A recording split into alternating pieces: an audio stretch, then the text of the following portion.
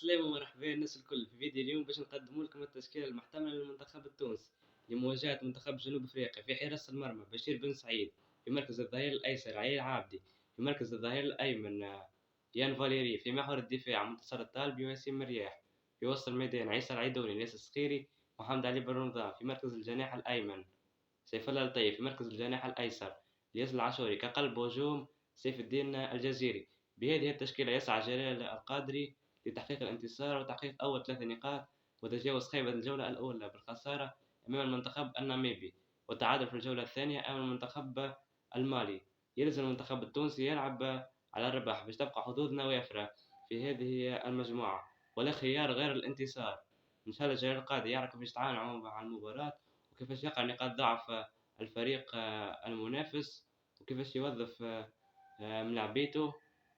وأهم حاجة نعتمدوا على قوة الأظهرة في بناء الهجمة من الخلف، وقوة لاعبي وسط الميدان خاصة محمد علي بن رمضان باش يعطينا حلول هجومية.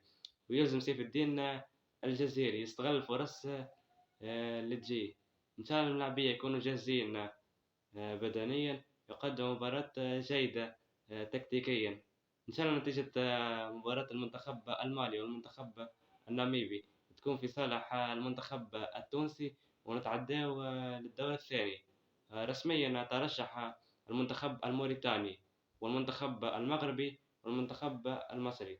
إن شاء الله المنتخب التونسي يفرحنا اليوم، وهكا يكونوا 4 منتخبات عربية في ثمن النهائي. هكا كملنا الفيديو، وما تبخلوش عليا بجيم وابوني وفعلوا الجرس باش يوصلكم كل جديد. وحظ موفق للمنتخب التونسي، وإن شاء الله نتلاقاو في فيديو جديد.